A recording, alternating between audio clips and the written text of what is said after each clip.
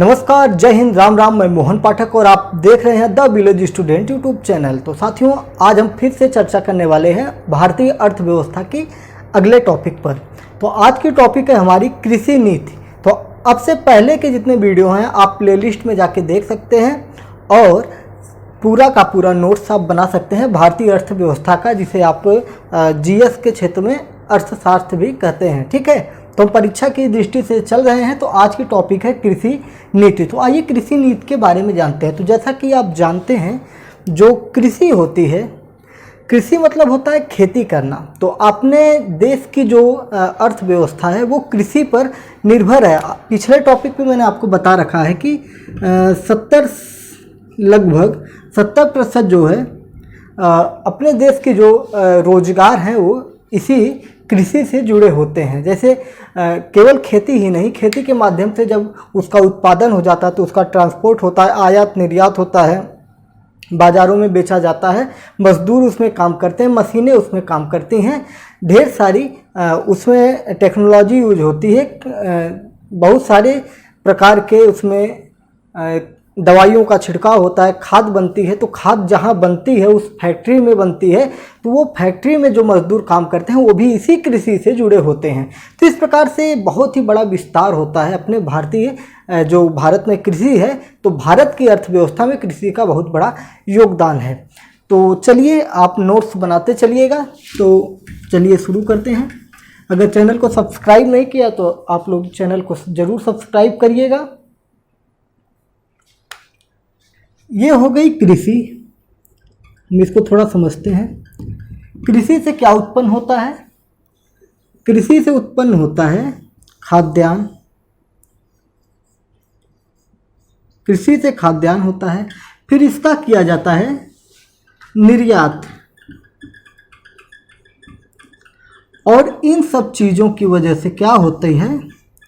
लोगों को मिलता है रोजगार।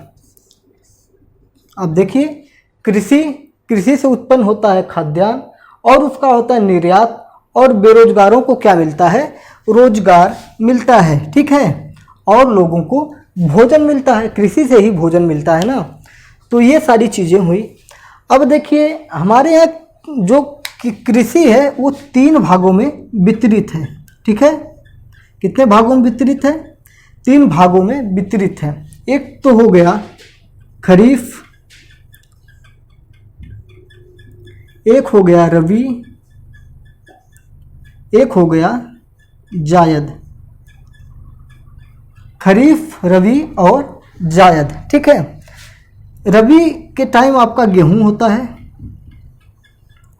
खरीफ के टाइम आपका धान होता है,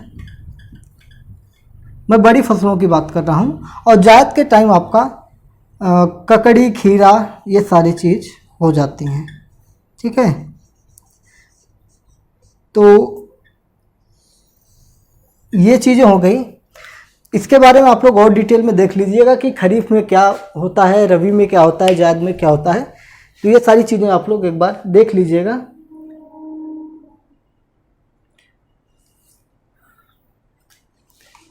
अब हम बात करते हैं। देखिए, फसल 2 प्रकार की होती है। एक तो होती है जो फसल काफ़ी समय में तैयार होती है और उस पर कई प्रकार से कार्य किया जाता है, उसकी कुटाई, पिसाई, मड़ाई। ठीक है, ये सारी चीज़ें करने के बाद वो प्राप्त होती है। ठीक है, लेकिन एक फसल होती है जिसे कहा जाता है नकदी फसल या व्यापारिक फसल। क्या कहते हैं? नकदी फसल या नगदी क्या कहते हैं? नकदी फसल या व्यापारिक फसल। क्या कहते हैं? व्यापारिक फसल। तो ये कौन सा फसल हो गया आपका?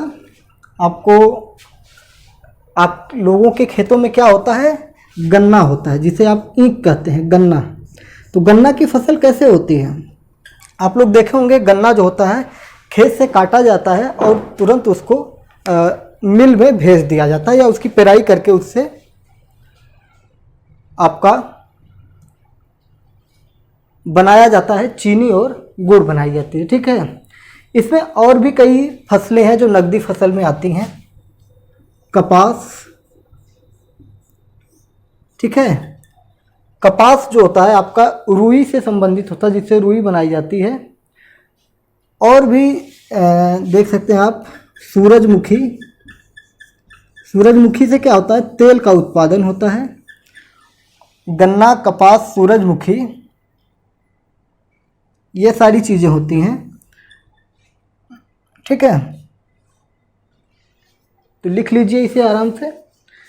और नकदी फसल में मूंगफली भी आ जाएगी आपकी, मूंगफली, ये भी आपकी नकदी फसल है, ठीक है। आलू को भी एक तरह से आप नकदी फसल में ले सकते हैं, क्योंकि उसकी खुदाई करने के बाद तुरंत उसे बेचा जाता है। तो इसे आप नोट कर लीजिए, फिर आगे का टॉपिक देखते हैं।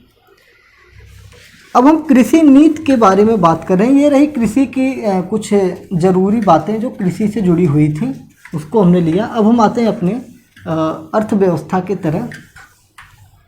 कृषि जो होती है, आपको पता होगा कि कृषि तो भाई बिना पैसे का होगा नहीं, बिना पैसे का कृषि तो होगा नहीं। इसके लिए या तो किसान के पास पैसा हो, या तो वो ऋण लेता है। क्या करता है, ऋण लेता है। ऋण का मतलब होता है कर्ज लेना, ठीक है। ऋण का मतलब होता है कर्ज लेना, ठीक है।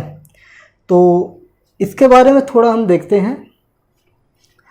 ऋण जो होते हैं कई प्रकार के होते हैं। जो कृषि के लिए ऋण होता है ये कई प्रकार का होता है, ठीक है। एक तो 15 महीने के लिए होता है, और एक होता है 15 माह से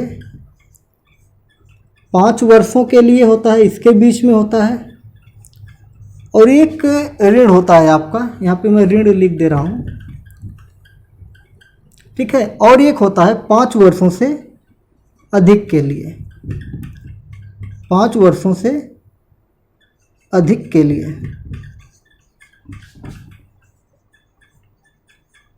ठीक है।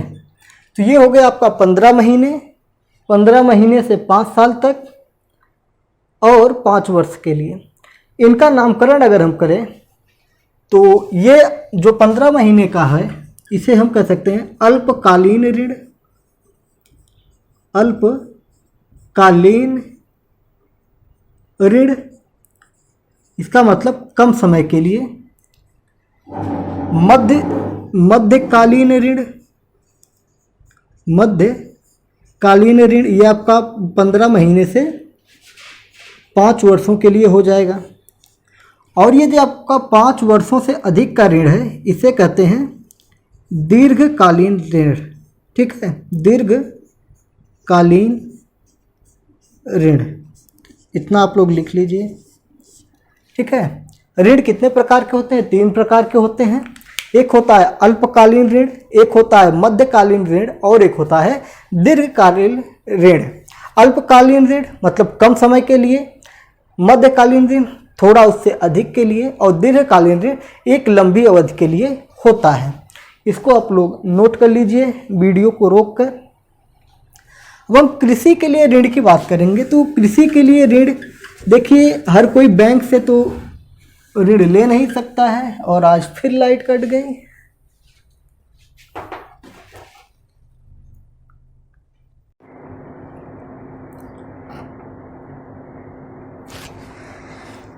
चलिए, लाइट कट गई थी, फिर अब आ गई है, और बज रहे हैं रात के 12 बजने वाले हैं, 11:45 के आसपास हो रहा है। चलिए, आधा टॉपिक हो गया था, शुरुआत ही हुई थी और लाइट कट गई थी। तो चलिए, ऋण की बात हो रही थी, और मैंने आपको पीछे बता ही दिया है कि अल्पकालीन ऋण, मध्यकालीन ऋण और दीर्घकालीन ऋण। अब मैं बता रहा था कृषि के लिए जो ऋण होता है ये 2 प्रकार से लिए जाते हैं। जैसा कि आपको पता है कि हर कोई जो है अब बैंक से लोन नहीं ले पाता है ना, क्योंकि बैंक में गारंटर वगैरह लगते हैं। तो 2 प्रकार के ऋण किस प्रकार से होते हैं, मैं खासकर ग्रामीण क्षेत्र की बात कर रहा हूँ। तो एक होता है बैंकिंग ऋण, बैंकिंग ऋण, ठीक है। और दूसरा होता है साहूकार द्वारा लिया जाता है, ठीक है। साहूकार मतलब जो गांव में अमीर व्यक्ति होता है, ऐसे लोग ऋण देते हैं, ठीक है। साहूकार का मतलब हो गया महाजन जो होते हैं, महाजन, जिन्हें आप लोग बनिया कहते हैं, बनिया भी कह सकते हैं, या धनी व्यक्ति जो भी होता है उससे आप समझ सकते हैं। तो ऐसे लोगों से ऋण लिया जाता है। यहाँ पे सरकार द्वारा फिक्स होता है कि इतना ही ब्याज लगेगा, लेकिन यहाँ पे इनका मनमाना चलता है। यहाँ पे गवर्नमेंट की कोई पॉलिसी इनके ऊपर लागू नहीं होती है और ये एक तरह से गैर कानूनी भी है। तो ये आप समझ गए होंगे कि दो प्रकार के ऋण होते हैं, एक बैंक द्वारा दिया जाता है और एक साहूकार, महाजन, बनिया या जो धनी व्यक्ति होता है उनके द्वारा दिया जाता है। जितनी चीज़ें आपने जान ली हैं, अब थोड़ा हम जानते हैं कि जो किसानों के लिए ऋण दिया जाता है तो उसमें किसका सबसे बड़ा योगदान होता है। तो हम बात करते हैं नाबार्ड की, ठीक है, हिंदी में ही लिखते हैं नाबार्ड।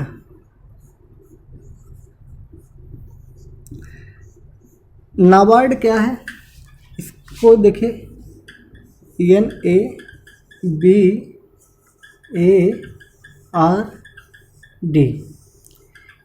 हो गया ना, ये नाबार्ड, ठीक है। अगर इसकी स्थापना की हम बात करेंगे तो इसकी स्थापना जो हुई थी, नाबार्ड की स्थापना शिव रमन कमेटी के द्वारा हुई थी। शिव रमन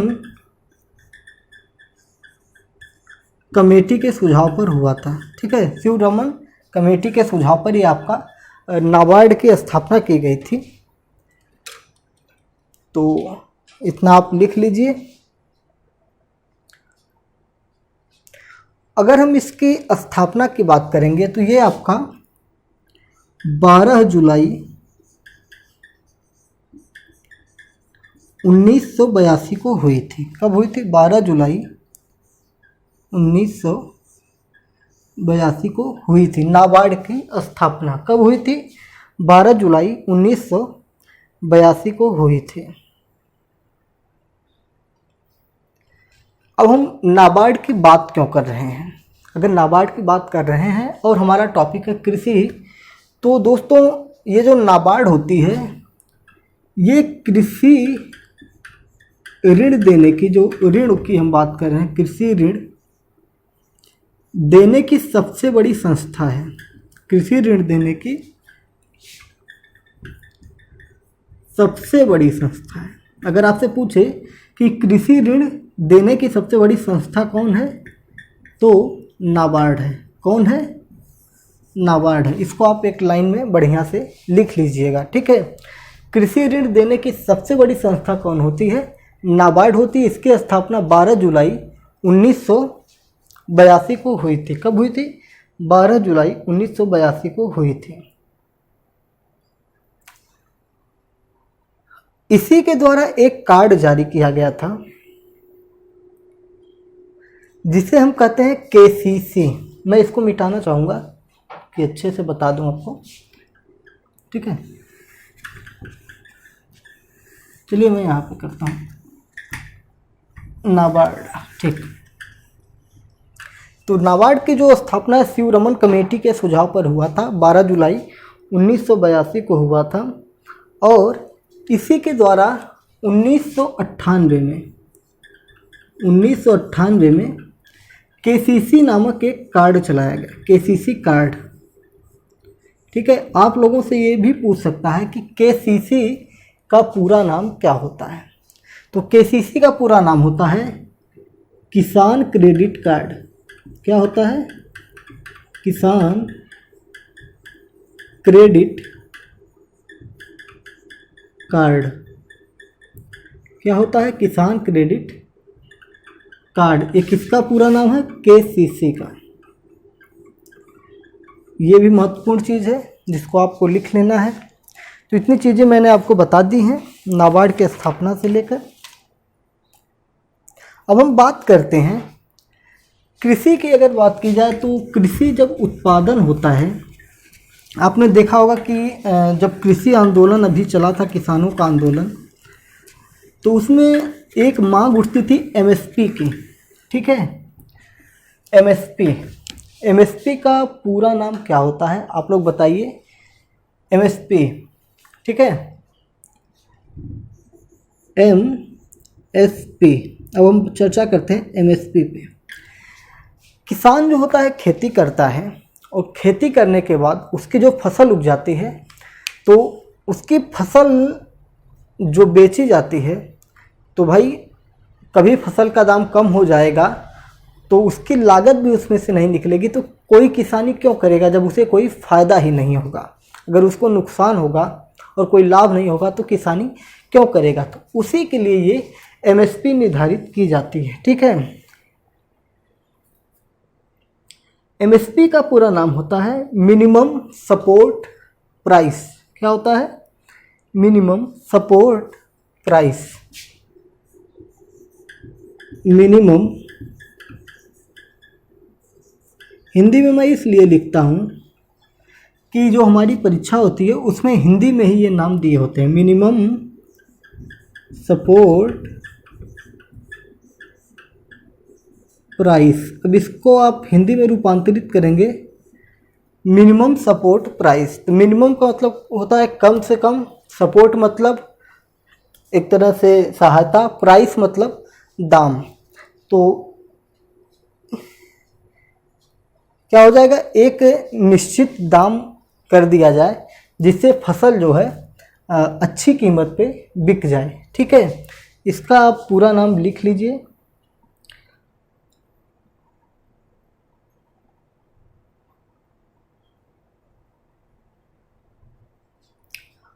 अगर हम स्थापना की बात करेंगे तो किसान मूल्य आयोग, किसान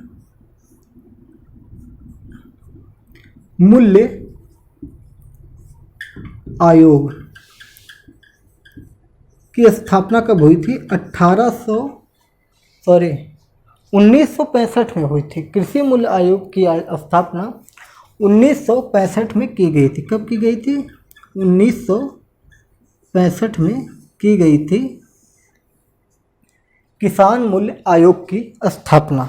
तो ये भी आप लिख लीजिए।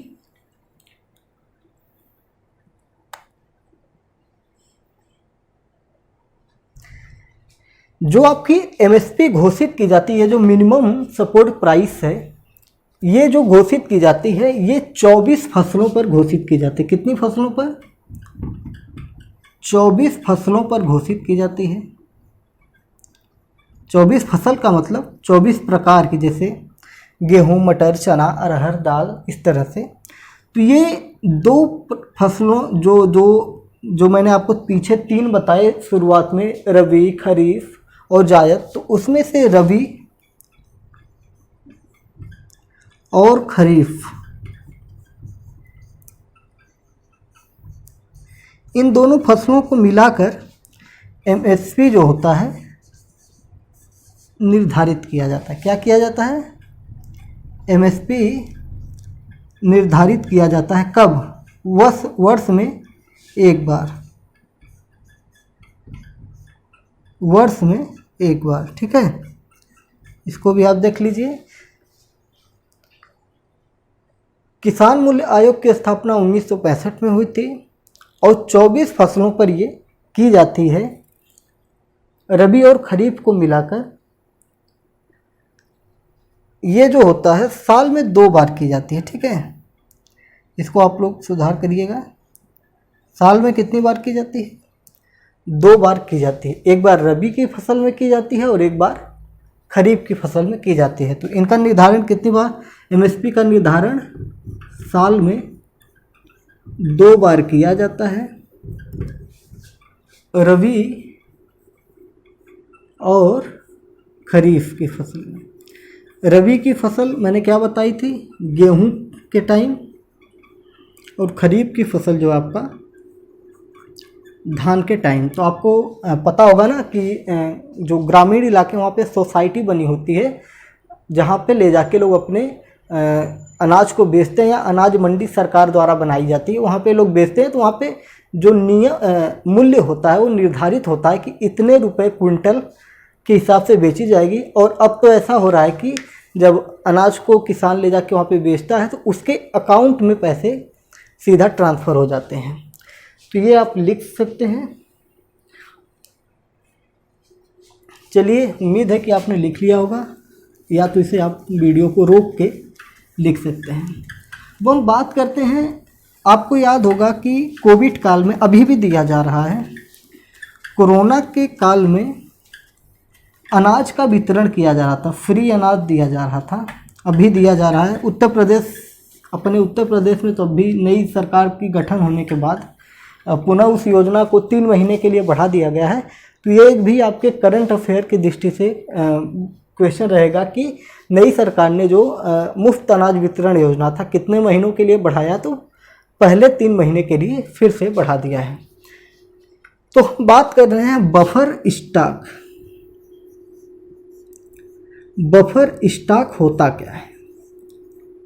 तो साथियों, जो बफर स्टॉक है ये एक ऐसा स्टॉक होता है जो आपातकाल के समय में इसका उपयोग किया जाता है। जैसे कोरोना काल आया तो उस समय इस तरह का स्टॉक जो गवर्नमेंट ने बना के रखी थी, वहीं से आपको अनाज देना प्रारंभ किया गया। तो ये आपका बफर स्टॉक होता है, ठीक है। अगर इसके बारे में हम लिखें तो जो सरकार होती है एमएसपी के रेट पर, एमएसपी की, इसको आप लिख लीजिएगा, एमएसपी की दर पर सरकार द्वारा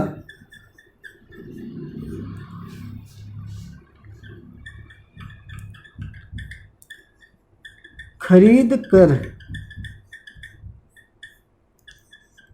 अनाजों को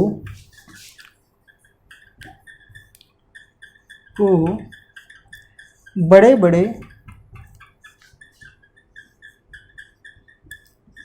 गोदामों में रखा जाता है। क्या किया जाता है? बड़े बड़े गोदामों में रखा जाता है।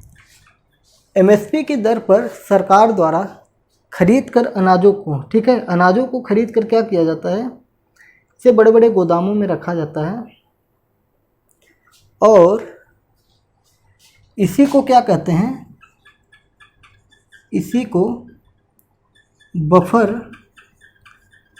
स्टॉक के नाम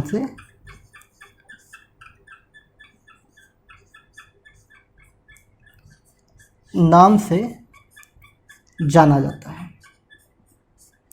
जाना जाता है। इसका उपयोग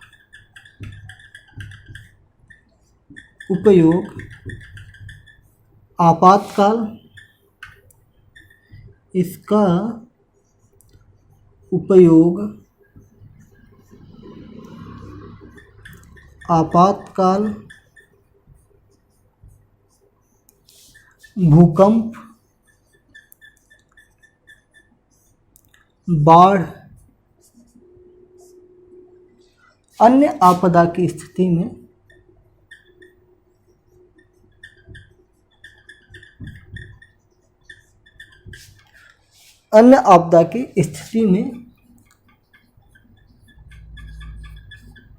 उपयोग किया जाता है,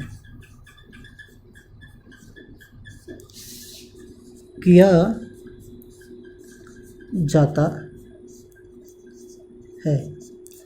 तो आपने ये भी जान लिया कि एमएसपी के दर पर जो सरकार खरीदती है उसी को मैं हट जा रहा हूँ, उसी को बड़े बड़े गोदामों में रख दिया जाता है, और फिर जब भूकंप वगैरह जैसी स्थिति होने पर किया जाता है। इसका उपयोग अनाज, मान लीजिए किसी समय सूखा पड़ गया, अकाल पड़ गया, ऐसी स्थितियों, मतलब सूखा अकाल जैसी स्थितियों में भी इसका उपयोग किया जाता है। सूखा पड़ जाएगा तो अनाज का उत्पादन नहीं होगा, तो देश में अनाज की किल्लत हो जाएगी, कमी हो जाएगी, तो उसके लिए भी इसका उपयोग किया जाता है। इसे भी आप लिख लीजिए। और हमारा टॉपिक समाप्त हो गया है। जो अभी मैंने आपको जो पढ़ाया था कृषि मूल्य आयोग, कृषि मूल्य आयोग 1965, इसका नाम बदलकर, ठीक है, इसका नाम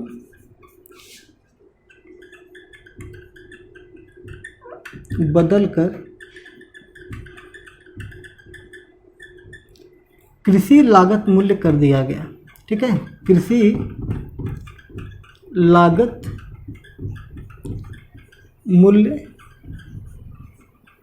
किया गया। ठीक है, जो कृषि मूल्य आयोग था 1965, इसी का नाम बदलकर कृषि लागत मूल्य के नाम से कर दिया गया। ठीक है, 1985 में किया गया था। कब किया गया था? 1985 में कृषि लागत मूल्य 1985 में कर दिया गया।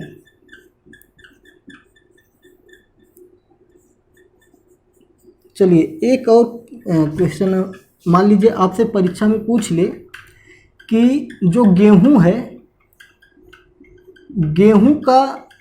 गेहूं की एमएसपी मिनिमम सपोर्ट प्राइस, गेहूं की एमएसपी कौन लागू करता है? तो ये कृषि लागत मूल्य ही लागू करता है। कृषि लागत, ठीक है, दिख रहा है ना, कृषि लागत मूल्य ही के द्वारा की जाती है गेहूं के एमएसपी की, जो एमएसपी लगाया जाता है गेहूं पे कि इस वर्ष कितने रुपए क्विंटल बेचा जाएगा, तो ये आपका कृषि लागत मूल्य ही लगाता है। ठीक है, तो ये आपका था कृषि नीति। ठीक है, जो कृषि से नीतियाँ बनेंगी, इन्हीं में से क्वेश्चन आपके फंसने वाले हैं। ठीक है, और मुझे भी नींद आ रही है।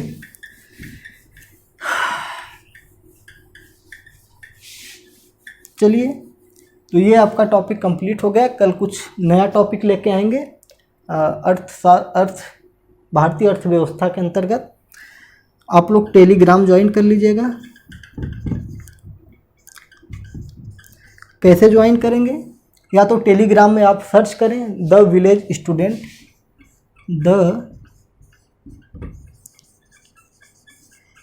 स्टूडेंट, या आप इसी वीडियो के डिस्क्रिप्शन में नीचे लिंक है, वहाँ पे टेलीग्राम का लिंक है, उसे आप ज्वाइन कर लेंगे तो ये सारी के सारे वीडियो के लिंक आपको वहाँ पे एक साथ प्राप्त हो जाएंगे। तो चलिए फिर कल मिलते हैं अगले टॉपिक के साथ। तब तक के लिए जय हिंद, नमस्कार, राम राम।